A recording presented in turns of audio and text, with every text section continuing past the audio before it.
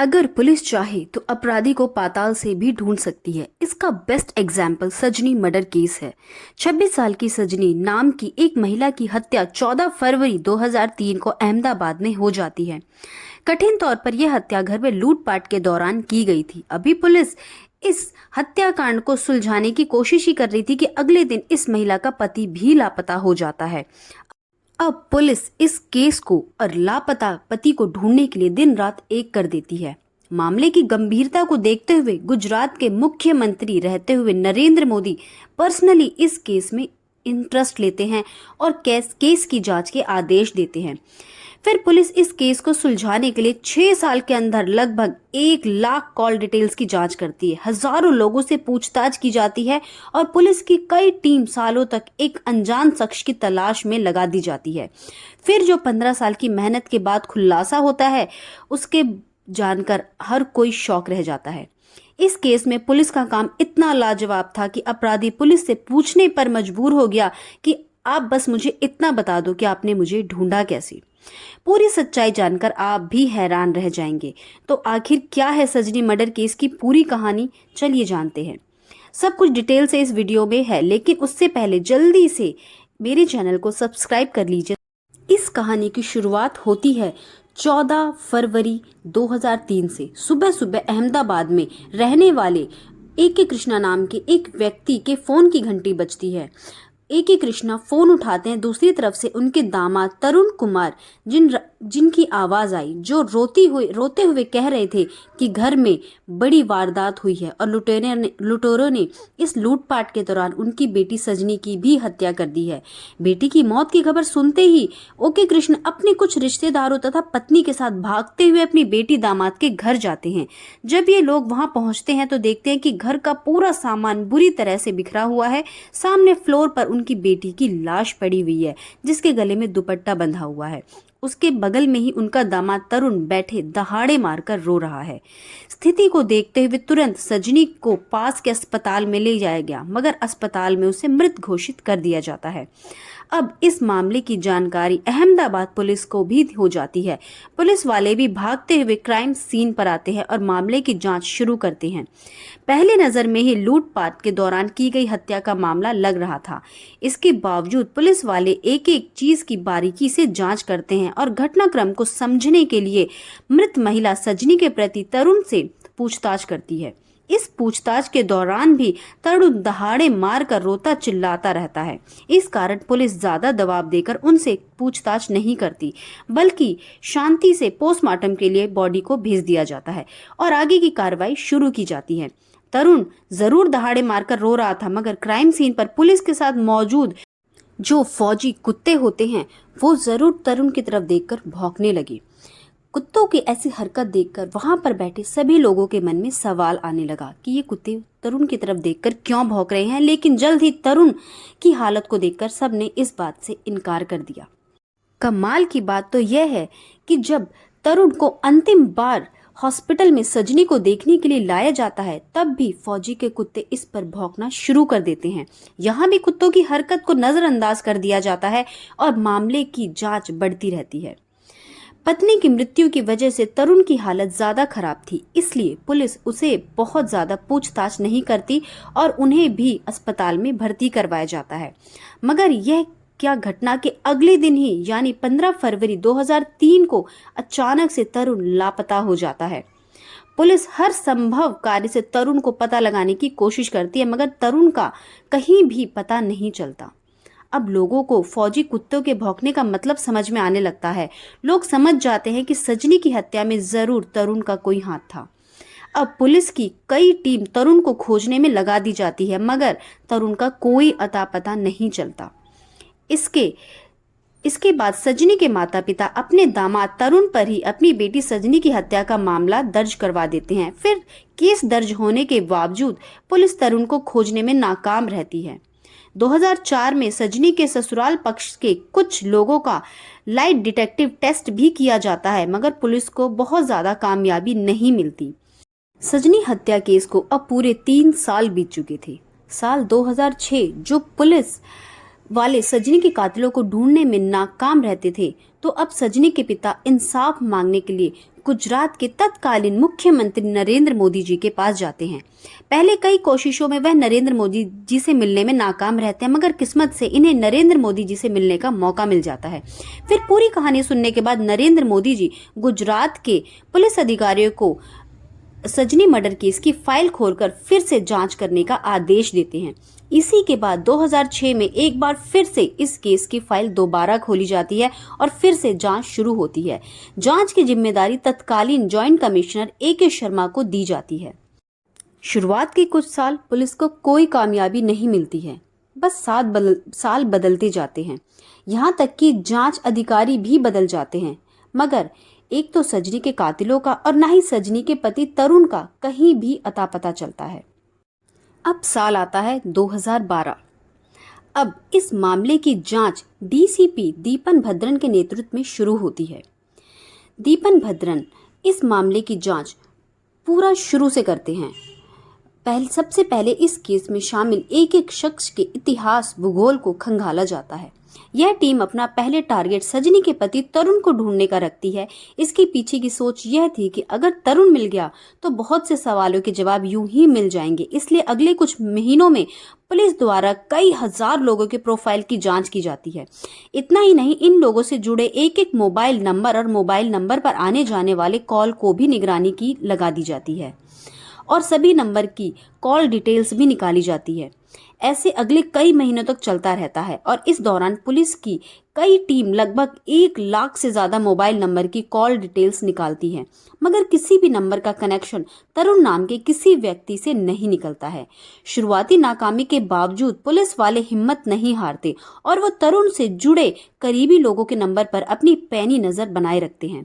खासतौर से तरुण की मां अनम्मा और तरुण के भाई के नंबर पर विशेष निगरानी की जाने लगती है। इसमें भी कई महीने बीत जाते हैं, मगर अनम्मा के मोबाइल पर भी एक भी ऐसा कॉल नहीं आता जो पुलिस वालों को तरुण तक पहुंचा सके। अब पुलिस वाले दूसरा तरीका अपनाते हैं और भेस बदलकर मंदसौर में रह रहे तरुण की मां अनम्मा तक जाते हैं और फिर यहाँ नाटक करके किसी पेन गेस्ट के तौर पर रहने लगते हैं। यहाँ पुलिस का टारगेट था कि शायद अनम्मा के यहाँ पेन गेस्ट के तौर पर रहते हुए उन्हें तरुण का कुछ अता पता मिल सकता है। पुलिस को यहाँ तो बहुत ज्यादा कामयाबी नहीं मिलती, मगर अनम्मा के कुछ पड़ोसी जरूर पुलिस को कुछ इम्पोर्टेंट इन्फॉर्मेशन देते हैं। दरअसल यहाँ पेन गेस्ट के तौर पर रहते हुए जब पुलिस वाले पड़ोसियों के साथ भी अपना व्यवहार मधुर कर लेते हैं, तो कुछ पड़ोसी के पूछे जाने पर बताते हैं कि इस बूढ़ी अम्मा के 2 बेटे हैं, जिसमें से एक तो अहमदाबाद में रहता है जबकि दूसरा बेटा कहीं साउथ इंडिया में रहता है। पुलिस के लिए छोटी मगर काफी महत्वपूर्ण जानकारी थी। इसके बाद अब पुलिस वाले अपनी पूरी निगरानी अनम्मा पर ही बनाए रखते हैं। जांच में सामने आता है कि अनम्मा बीच बीच में केरल भी जाती है। जब पुलिस वाले अपनी लगातार निगरानी अनम्मा पर बनाए रखते हैं तो उन्हें पता चलता है कि केरल जाने के बाद तरुण की मां बेंगलुरु भी जाती है। अब पुलिस वाले बेंगलुरु जाने के पीछे अनम्मा की क्या वजह है यह तलाशने में जुट जाती है। अब अनम्मा के मोबाइल नंबर को सर्विलेंस पर डाला जाता है और इस पर आने वाले हर एक कॉल की डिटेल्स खंगालना शुरू कर देते हैं। कई महीनों तक नजर बनाने के बावजूद पुलिस को अनम्मा के मोबाइल पर एक भी सस्पिशियस नंबर नहीं मिलता है। इसके बावजूद पुलिस वाले तरुण की मां के मोबाइल पर नजर बनाए रखते हैं। पुलिस वालों की यह मेहनत फाइनली एक दिन कामयाब होती नजर आती है। दरअसल एक दिन अनम्मा के मोबाइल पर एक अनजान नंबर से फोन आता है। जब इस नंबर की डिटेल पुलिस द्वारा निकाली जाती है तो पता चलता है यह नंबर किसी निशा परवीन नाम की महिला के नाम पर दर्ज है, जो बेंगलुरु में ही रह रही है। अभी पुलिस इस निशा परवीन की डिटेल्स निकाल ही पाती कि कुछ ही महीनों बाद एक लैंडलाइन नंबर से अनम्मा के मोबाइल पर फोन आता है। यह पुलिस के लिए एक बहुत बड़ा ब्रेक थ्रू था। अब इस लैंडलाइन नंबर की डिटेल्स निकाली जाती है तो पता चलता है कि यह लैंडलाइन नंबर तो बेंगलुरु में और कॉल इंडिया प्राइवेट लिमिटेड नाम की मल्टीनेशनल कंपनी के नाम पर दर्ज है। अब पुलिस की एक टीम और कॉल इंडिया कंपनी के ऑफिस पहुंच जाती है। इस कंपनी में लगभग 35,000 कर्मचारी का डाटा था। पुलिस एक एक करके सभी कर्मचारी का डाटा चेक करती है, मगर उनमें से एक भी कर्मचारी का नाम तरुण नहीं था। पुलिस वाले दूसरा तरीका अपनाते हैं और तरुण की वर्षों पुरानी फोटो लेकर कई लोगों को चुपके से इस लॉक इंडिया के ऑफिस के इर्द गिर्द खड़े कर दिए जाते हैं तथा ऑफिस में आने जाने वाले हर एक व्यक्ति पर नजर रखना शुरू किया जाता है। कई दिनों की मेहनत के बाद फाइनली एक व्यक्ति दावा करता है कि इस फोटो में दिख रहे शख्स की तरह ही एक व्यक्ति उस बिल्डिंग में देखा गया है। पुलिस वाले जब उसे तरुण जैसे दिखने वाले व्यक्ति का डिटेल कंपनी से पता करती है तो कंपनी की ओर से कहा जाता है कि पुलिस जिसे तरुण बता रही है दरअसल वह ऑर्किल इंडिया में एग्जीक्यूटिव परवीन बटेली है। पुलिस को समझ आ जाता है कि यहाँ तरुण अपनी पहचान बदल कर रह रहा है। जानकारी बहुत बड़ी थी। अब अहमदाबाद क्राइम ब्रांच की टीम जल्द से जल्द छापा मारकर तरुण को पकड़ना चाहती थी, मगर पुलिस वाले अपना ये प्लान बदल देते हैं क्योंकि उन्हें लगता है कि अगर तरुण को इस बात की भनक तक लग गई तो वह लापता हो सकता है। इसलिए अब तरुण को पकड़ने के लिए सिर्फ क्राइम ब्रांच के एक अधिकारी इंस्पेक्टर अनिल चौधरी को सिविल ड्रेस में ऑफिस के अंदर भेजा जाता है। इस दिन तरुण नाइट ड्यूटी कर रहा था। Inspector Anil Chaudhary civil dress में सीधे तरुण के कैबिन में जाते हैं और बिना कुछ कहे हेलो मिस्टर तरुण कहते हुए उनकी तरफ हाथ बढ़ाते हैं। 15 सालों में पहली बार किसी ने उन्हें तरुण कहकर पुकारा था। तरुण नाम सुनते ही सामने मौजूद व्यक्ति के होश उड़ जाते हैं और वह पसीना पोंछने लगता है। हेलो मिस्टर तरुण सुनते ही सामने वाले शख्स ने अपना हाथ इंस्पेक्टर की तरफ बढ़ा दिया था। इससे यह कंफर्म हो जाता है कि सामने मौजूद व्यक्ति दरअसल तरुण है, जो प्रवीण भटोले के तौर पर कंपनी में जुड़ा हुआ है। तरुण की पहचान होते ही इंस्पेक्टर अनिल तुरंत नीचे मौजूद अपनी टीम को खबर करते हैं और तुरंत वो तरुण से कहते हैं कि अब तुम्हारा खेल खत्म हो चुका है, चुपचाप मेरे साथ चलो। तरुण समझ चुका था कि 15 साल तक अपनी पहचान छुपाने के बावजूद पुलिस ने उसका पता लगा लिया, इसलिए वह बिना किसी विरोध के पुलिस के साथ चलने लगता है। चलते हुए तरुण बस पुलिस से एक सवाल जवाब पूछता है कि आप मुझे बस इतना बता दो कि आपने मुझे ढूंढा कैसे। बच्चे अक्टूबर 2018 को तरुण को गिरफ्तार करके अदालत के सामने पेश किया जाता है, जहां से आगे की पूछताछ के लिए उसे पुलिस के हवाले कर दिया जाता है। अब तरुण के पूछताछ के दौरान ऐसे कई खुलासे होते हैं जिसे सुनकर पुलिस भी चौंक जाती है। इस बड़े खुलासे से पता चलता है कि दरअसल घर में कोई चोरी हुई ही नहीं थी, बल्कि सजनी के साथ शादी करके वह खुश नहीं था। वास्तव में तरुण का लव अफेयर किसी और के साथ चल रहा था, मगर परिवार वालों की दबाव में आकर वो बैंक में काम करने वाली सजनी नाम की महिला से मिलता है और फिर 2002 में सजनी से ही शादी कर लेता है। बहुत जल्द वो शादी से उब जाता है और फिर वैलेंटाइन डे के मौके पर अपनी गर्लफ्रेंड से वादा करता है कि वह उसे एक बहुत बड़ा गिफ्ट देने वाला है। इसी के बाद वो भोपाल में स्थित अपने हीरा पन्ना अपार्टमेंट में आता है तथा अपनी पत्नी के दुपट्टे से गला दबाकर हत्या कर देता है। इसके बाद वो घर का सारा सामान इधर उधर बिखरा देता है और फिर घर में लूटपाट होने का नाटक करता है। पहले तो पुलिस का फौजी कुत्ता तरुण पर शक जताता है। उसके बाद पूछताछ और शुरुआती जांच में शक की सुई तरुण की तरफ ही घूमने लगती है। इस कारण मौके का फायदा उठाकर अगले दिन तरुण वहां से भाग जाता है। यहाँ से भागने के बाद वो अपनी गर्लफ्रेंड के पास जाता है और उससे कहता है कि मैंने अपनी पत्नी की हत्या कर दी और अब मैं तुमसे शादी करूंगा। इतना सुनते ही गर्लफ्रेंड धक्का देकर तरुण को वहां से निकाल देती है और कहती है मैं किसी हत्यारे से शादी नहीं कर सकती। तरुण उसके बाद अपने दोस्त भोपाल के घर जाता है, जो कि भोपाल में रह रहा था। प्रवीण कॉलेज के दिनों में तरुण का जूनियर हुआ करता था और तरुण प्रवीण को बताता है कि उसे बिजनेस में बहुत ज़्यादा नुकसान हो गया है। अब उसके पास ना घर है, ना पैसा है और ना ही कोई जॉब है, इसलिए उसे कोई काम दिला दे। तरुण की हालत देखकर प्रवीण उसे अपनी ही एक कोचिंग संस्थान में बतौर इंग्लिश टीचर रख लेते हैं। यही काम करते हुए तरुण का दिमाग में शैतानी आइडिया आता है और वह धीरे धीरे प्रवीण से काफ़ी नज़दीकियाँ बना लेता है। फिर उसका पर्सनल कंप्यूटर भी उसे यूज़ करना शुरू कर देता है। इस दौरान वह चुपके से प्रवीण के सभी डॉक्यूमेंट और कॉलेज सर्टिफिकेट स्कैन कर लेता है। तरुण उन डॉक्यूमेंट में प्रवीण की जगह अपनी फ़ोटो लगाकर खुद ही प्रवीण भटोले के तौर पर जीने लगता है। इन्हीं फर्जी कागजों का इस्तेमाल करते हुए तरुण प्रवीण भटोले के नाम पर वो पासपोर्ट समेत दूसरे सरकारी डॉक्यूमेंट भी बनवा लेता है।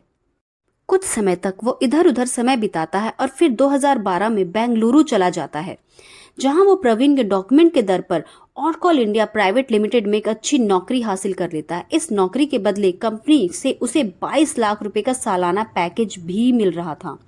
वो कंपनी की ओर से 3 बार अमेरिका के टूर पर भी जाता है। कमाल की बात तो यह है कि वो ये दौरा और सब कुछ फर्जी दस्तावेज के दम पर कर रहा था, मगर कभी भी पकड़ा नहीं गया। 2012 में ही प्रवीण की मुलाकात निशा नाम की एक लड़की से होती है और कुछ ही दिनों में दोनों की मुलाकात के बाद प्रवीण निशा को बताता है कि एक एक्सीडेंट में उसके माता पिता की मौत हो गई थी। तरुण की बनी बनाई कहानी सुनकर निशा तरुण के प्यार में पड़ जाती है और फिर दोनों शादी कर लेते हैं और बेंगलुरु में ही एक लग्जरी अपार्टमेंट में रहने लगते हैं। शादी के बाद जब कभी तरुण के माता पिता बेंगलुरु आते थे तो तरुण निशा से कहता था कि उनके चाचा और चाची हैं। समय के साथ तरुण और निशा 2 बच्चों के माता पिता भी बनते हैं। इन सभी के बाद तरुण को गिरफ्तार करके जेल भेज दिया जाता है। फिलहाल वो जेल में ही है। इस मामले में तरुण की पत्नी निशा से भी पूछताछ की जाती है तो निशा बताती है कि वह तो इस शख्स को केवल प्रवीण भटोले के तौर पर जानती है। फिलहाल अब बात करें तो कभी लाखों की नौकरी करने वाला तरुण जेल की हवा खा रहा है। अपनी गिरफ्तारी के बाद से लगातार वह अलग अलग ग्राउंड पर बेल की अपील करता रहता है, मगर उसे किसी भी अदालत द्वारा बेल नहीं दी गई और फिलहाल वो जेल में ही है। जब अहमदाबाद पुलिस ने इस केस को सॉल्व किया था तो देश में जमकर अहमदाबाद पुलिस की प्रशंसा हुई थी। इस केस से हमें यह पता चलता है कि जब पुलिस अपने कार्य करने पर आती है तो वो पाताल या आकाश से भी मुजरिम को ढूंढ लाती है। जय हिंद, जय भारत।